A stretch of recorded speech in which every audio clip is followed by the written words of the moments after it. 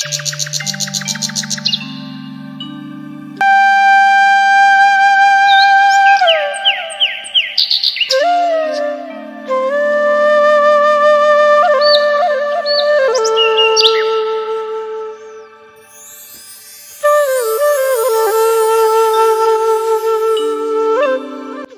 Everyone, good morning. কেমন আছেন সবাই? আশা করি সবাই খুব ভালো আছেন, আর আমরাও ভালো আছি। আমার আরও একটা নতুন ব্লগে আপনাদের সবাইকে স্বাগত জানাই। সকালবেলায় রান্নাঘরে এসেই প্রথম কাজটাই থাকে বাসনগুলো গুছিয়ে ফেলা। এই গামলার মধ্যে যতক্ষণ বাসনগুলো দেখি ততক্ষণ মাথার মধ্যে একটা খিটখিট খিটখিট করেই যায় যে এতগুলো বাসন জমে আছে, এতগুলো কাজ রয়েছে। কিন্তু যখনই গামলাটা খালি হয়ে যায় আমার সিঙ্কে কিন্তু আরও বাসন জমে যায়। তো যাই হোক, বাসনে এগুলো তো চলতেই থাকবে। রান্নাঘরে এই সমস্ত নিয়েই আমাদের কাজকর্ম থাকে। আর সকালবেলায় উঠে যখন এই ফ্রেশ একটা রান্নাঘর দেখি তখন কাজের এনার্জিটা কিন্তু অনেকটাই বেড়ে যায়। ব্যাস, বাসন তো গোছানো কমপ্লিট হয়ে গেল। এবার ভাবলাম সকালবেলায় বাবার জন্য দুটো রুটি করে নিই, কারণ অনেক সকালেই কিন্তু আমাদের চা খাওয়াটা হয়ে গেছে, আর মায়ের পুজো হয়ে গেলে আরও একবার চা খাবো। তাই জন্যে ভাবলাম মা পুজো করছে করুক, আর ততক্ষণে আমি বাবার জন্য রুটিটা করে নিই। আজকে আর আমাদের জন্য সেভাবে রুটি করিনি, কারণ আমার সোনা এখনও ঘুম থেকে ওঠেনি, আর ও রুটি খুব একটা খায় না।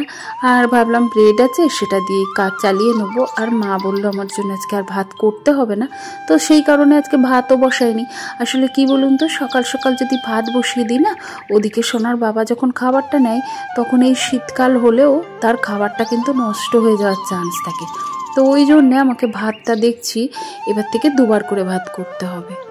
কারণ এত সকালে যখন ভাত করি, এর আগে একদিন এরকমটাই হয়েছিল জানেন। ভাত দিয়েছিলাম মায়ের জন্য, সকালবেলাতে ভাত বসিয়ে দিয়েছিলাম। তারপরে সেই ভাতটাই যখন আমি দুপুরবেলায় দিয়েছি, সে কিন্তু গিয়ে আমাকে বলল যে আমার কিন্তু আজকে আর খাওয়া হয়নি, কারণ আমাকে রাত্রিরে আর কিছু বলেনি। পরের দিন দুপুরবেলায় বাড়ি এসে তারপরে বলছে জানেন, বলছে কালকে আমি আর ভাত খেতে পারিনি, ভাতগুলো পুরোপুরি নষ্ট হয়ে গেছিলো। আসলে রাত্রিরে বললে আমাদের খারাপ লাগবে, তাই জন্য সে আর কিছুই বলেনি। যখনই শুনতে পাবো যে সারা দিন কর্ম করে এসে যদি বাড়ির পুরুষ মানুষ যদি ভাতই না খেতে পায়, তাহলে বলুন মনটা খারাপ করে কিনা। তো যাই হোক, এই দেখুন সকালবেলায় উঠে আজকে আর ভাত বসাইনি একদম। এই দেখুন, আজকে গতকালকে সোনার বাবা আসার সময় এই তোড়া মাছ বলে যত সম্ভব, এটাকে বান মাছের একদম ছোট ছোট, আমরা বলি তোড়া মাছ, তবে ওরা আবার বলছে বান মাছ। তো যাই হোক, একটা নামে ডাকলেই হলো। আর সাথে রয়েছে পুঁটি। তবে কি বলুন তো, ছাই ছাড়া এই পুঁটি মাছ ছাড়ানোটা খুব সমস্যার। আসলে মাছ কাটতে আমার বড্ড আলস্যি লাগে, তবে কি করব, ছাই তো নেই। মাছটা কিভাবে কাটি? পুঁটি মাছের আঁশ ছাড়াতে গেলে ছাই একটু লাগে, তবে এখন তো আর উনুনে রান্নাও হয় না, ছাইও নেই বাড়িতে। তো যে কারণে এইভাবে করে নিলাম। আপনাদের যাদের আমার মতো মাছ কাটতে অসুবিধে হয়, এইভাবে কিন্তু করতে পারেন। প্লাস্টিক ঝুড়ির পেছন দিকে মাছের আঁশটা একটু ঘষে নিলেই কিন্তু উঠে যায়। মাছটা তো ধুয়ে রেখেছি, আর সাথে বাজারটাও করে নিয়েছি। সেভাবে কিছুই বাজার করতে হয়নি। ওই যে সোনার বাবা আমাকে গতকাল থেকেই বলছে একটু ছোলার শাক এনো, ছোলার শাক এনো। আসলে আমার শাশুড়ি মা আর আমার হাজব্যান্ডের দুজনার পছন্দ কিন্তু একই রকমের। দুজনেই শাক জাতীয়, চচ্চড়ি জাতীয় জিনিস খেতে খুব ভালোবাসে। তাই ছোলার শাক, পালং শাকের ঘন্ট এদের মা ছেলের যে এত পছন্দের, তাই ভাবলাম আনি। তাই সেটাই করে ফেললো। আর ওইদিকে বাজারগুলো একটু গুছিয়ে রাখলাম। আজকে এক প্যাকেট দুধও এনেছি, কারণ চায়ের দুধটা ফুরিয়ে গেছিলো। আর আমি আর সোনা নিরামিষ খাবো, তো তার জন্যে আমাদের দুজনার জন্য একটু পনির এনেছি। আর ওই কয়েকটা টুকিটাকি বাজার, টমেটো, আদা, এই সমস্ত জিনিস। আর ছাদে এসছি, গতকালকের জামা কাপড়গুলো একটু স্যাঁতসেঁতে ছিল, সেগুলোই মেলে দিলাম। আর ওদিকে মায়ের আর ভাইয়ের যে লেপ দুটো বার করে রেখেছিলাম, সেগুলোকেও রোদে দিলাম। তবে দিয়ে তো দিলাম, আকাশের অবস্থা দেখুন, কখনো মেঘ কখনো রোদ্দুর। যাই হোক, মেঘের জন্যে আমার কাজ তো থেমে থাকবে না, তাই কাজগুলোই হাত দিয়ে দিলাম। জানি যখনই ছাদে আসি এই বারুনটা হাতে করেই আসি। এই যে দেখছেন সিঁড়ির ওপরটা, এইগুলো তো সচরাচর খুব একটা ব্যবহার হয় না, ওই ছাদে যখন আসি তখন আসা হয়। তবে ধুলোটাও কিন্তু ভীষণ পরিমাণে হয়, তাই জন্যে ভাবলাম দেয়ালগুলো একটু ঝেড়ে একবারে সিঁড়িটা ঝাড় দিয়ে নিই। রান্না শুরু করার আগে ঘরগুলোকে একটু মুছে নেব। আসলে মায়ের কাছে শুনেছি যে রান্না শুরুর আগে ঘরদোর মুছে তারপরে রান্না করতে হয়।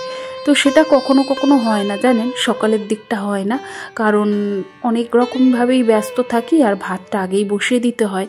আসলে মা বলতো যে চাল হচ্ছে লক্ষ্মী জিনিস, তাই বাসি ঘরে কিন্তু চালকে নিয়ে যেতে নেই, মানে উনুনে। তো যে কারণে চেষ্টা করি মায়ের কথাগুলো মেনে চলা, তবে সব সময় হয়ে ওঠে না, বুঝতে পারি কিন্তু করে উঠতে পারি না। আর ওদিকে বাবা গেছিল উপরে জলের ট্যাঙ্কে কতটা জল আছে সেটা দেখতে। আসলে আমাদের না রেগুলার জল তোলা হয় না, কারণ আমি চেষ্টা করি সমস্ত কাজ প্রায় কল টিপে করে নেওয়ার, তাহলে ট্যাঙ্কে যে জলটা থাকে সেই জলটা আমাদের 2-3 দিন চলে যায়, তাতে করে একটু ইলেকট্রিক বিল সাশ্রয় করা যায়। আসলে এইভাবে কষ্ট করে হিসেব করে করে যদি না চলতাম তাহলে কিন্তু আজকে আমাদের কিছুই ছিল না। ছিল 2টো ভাঙাচোরা ঘর আর 6টা মানুষ, আর কিছুই সেরকম ছিল না। একটা খাট পর্যন্তও ছিল না, শাশুড়ি মার একটা খাট আর আমাদের জন্য একটা চৌকি। এই 2টো ঘর থেকে আজকে এত বড় রাজপ্রাসাদ, তার সমস্ত জিনিস, সংসারটাকে সুন্দর করে সাজিয়ে গুছিয়ে রেখেছি। আজকে 19টা বছর ধরে অনেক কষ্ট করে, অনেক হিসেব করে এইভাবে সংসারটাকে বুঝে শুনে চালিয়েছি বলেই কিন্তু আজকে এতটা সম্ভব হয়েছে। আসলে আমরা মধ্যবিত্ত ঘরের গৃহিণীরা যদি একটু বুঝে না চালাই তাহলে কিন্তু স্বামীরা কিন্তু তাদের নিজেদের পায়ে দাঁড়ানো বা আমাদের সংসারটাকে সাজিয়ে গুছিয়ে উঠতেই পারবে না। এদিকে রান্নাটা বসিয়ে দিলাম, ছোলার শাক, পালং শাকের ঘন্ট, ওর মধ্যে একটু বেগুন, একটু আলু দেওয়া হয়েছে, আর 5 ফোড়ন, একটু মুগ ডাল ফোড়ন দিয়েছি আর বড়ি দিয়ে শাকটাকে বসিয়ে দিয়েছি। ওটা হতে থাকুক। আর এদিকে ফুলকপি আলুটাকে ভালো করে ভেজে নিলাম, পনিরটাকে ভাজা হয়ে গেছে। আসলে ফুলকপি দেখবেন একটু ভালো করে না ভাজলে না কেমন যেন লাগে, আর ফুলকপি ভাজতে অনেকটাই তেল লাগে। তেলের মধ্যে যদি একটু লবণ হলুদ দিয়ে ফুলকপিটা দিয়ে ভালো করে ভেজে, একটু মানে গ্যাসটাকে সিমে দিয়ে যদি ঢেকে অনেকক্ষণ ধরে ভাজা যায়, দেখবেন ফুলকপিটা অল্প তেলে খুব সুন্দর করে ভাজা যায়। আর আমিও ঠিক এইভাবেই কিন্তু ফুলকপি ভেজে থাকি। তো ব্যাস, ওই আদা জিরে রেগুলার ওয়াইজের মশলা, টমেটো, কাঁচা লঙ্কা সব দিয়ে মশলাটাকে কষে আলু ফুলকপি দিয়ে তারপরে ওই দেখুন একটু কষাতে বসিয়েছি। আসলে একটু ধীরে ধীরে একটু মানে গ্যাসটাকে সিমে দিয়ে তারপরে ঢেকে ঢেকে কষালে তরকারির টেস্টটা কিন্তু অনেকটা ভালো হয়। আর ওদিকে পনির আর গরম জলটা দিয়ে দিলাম, ব্যাস ঝোলটা ফুটতে থাকুক। এদিকে আমার ছোলার শাকটা হয়ে গেছে, চলুন এটাকে নামিয়ে নিই। আর এই দেখুন কতগুলো বাসন জমে গেছে। আসলে এর মাঝখানে একবার চা খাওয়া হয়েছিল, আর প্রত্যেকটা রান্নার পরে আমি এইভাবে কড়াইটাকে মেজে নিই। আসলে কড়াই যদি পরিষ্কার থাকে তাহলে কিন্তু রান্না করতে বেশ ভালো লাগে, আর কড়াই যদি আমি অল্প থাকতে না মাজি তাহলে কড়াইয়ের গায়ে আমার মনে হয় যেন এই তেল হলুদের দাগটা একটু বেশি বসে যায়। তাই জন্যে চেষ্টা করি প্রত্যেকটা রান্নার শেষে কড়াইটাকে ভালো করে ডোলে মেজে তারপরে আবার একটা রান্না বসানো, তাহলে কি হয় বলুন তো, কড়াইটা পরিষ্কারই থাকে। ব্যাস আমার তরকারিটা হয়ে গেছে, নামানোর আগে একটু ঘি দিয়েছিলাম। ওদিকে ভাতও হয়ে গেছে। আসলে মা, ভাই, তারপরে হাজবেন্ড আর শ্বশুর মশাই, এই 4 জন ব্যক্তি মাছ খাবে, তাই জন্য ওই যে পুঁটি মাছ আর বান মাছ এই দুটো দুভাবে করব। তাই ভাবলাম আমার আর সোনার জন্য নিরামিষ রান্নাগুলো একটু আগে করে ফেলি, তারপরে মাছটা বসাবো। আর এদিকে সোনা আর মা যাচ্ছে একটু পুজো দিতে আমাদের এখানে বজরংবলী মন্দির আর পোষকালী মায়ের, পোষকালী না মানে নর্মাল মায়ের মন্দিরে পৌষ মাসের পুজোটা দেওয়ার জন্যে। মা সোনা ওদিকে পুজো দিতে গেল। আসলে আমি সকালবেলায় চাইলেও কিন্তু সংসার ছেড়ে বেরোতে পারি না, তো যে কারণে আমার বেরোনো আর হয় না। আর এদিকে দেখুন ওরা বেরিয়েও গেছে, আর এই ভিডিওটা আমার সোনাই করে এনেছে। আসলে আমি তো বাজার বাইরে যাইনি, ওরা দুজনেই গেছিলো। তো সোনা আর সোনার ঠাম্মি দুজন মিলে ওই যে পুজো দিতে গেছিলো। আর প্রত্যেকটা বাড়ি আর কি এইভাবেই দেখুন, এখানে নতুন গুড়ের সন্দেশ আর রয়েছে কলা, ধূপকাঠি, ফুল। বাড়িতে গাছে ফুল হয়েছিল অনেক, জবা ফুল জানেন, তাই মায়ের জন্য রেখে দিয়েছিলাম। আসলে প্রত্যেক দিন সময় করে যে যাব মন্দিরে গিয়ে যে সকালবেলায় ফুলগুলো দেব সেটা আর হয়ে ওঠে না। আসলে ছোট দিনের বেলা একা হাতে এতগুলো কাজ মেনটেন করতে গেলে তো এই দিকটা আর করে উঠতে পারি না।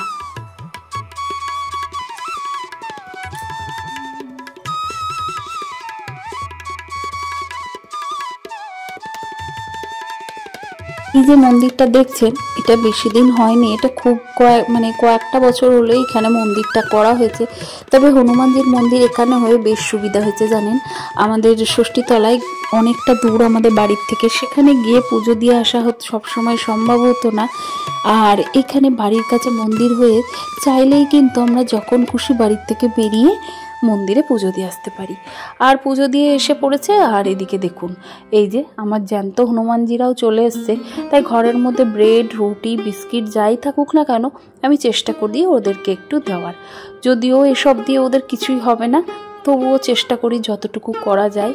আর এই দেখুন, আজকে এই সমস্ত রান্নাই করেছি। পুঁটি মাছ, বেগুন, আলু, বড়ি দিয়ে ঝোল কালো জিরে।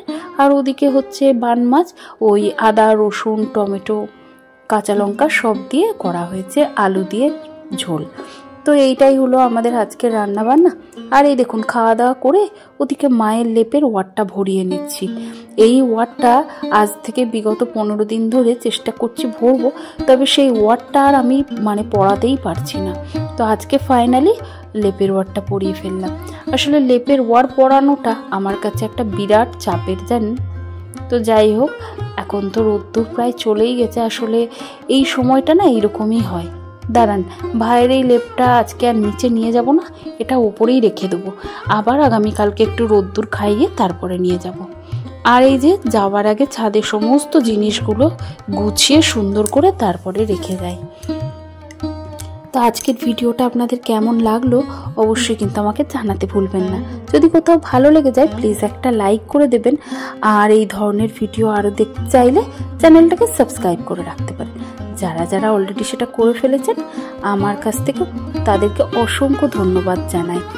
আর এই তো সমস্ত কাজ হয়ে গেছে, এদিকে সোনার জুতোটাও নিয়ে নিয়েছি।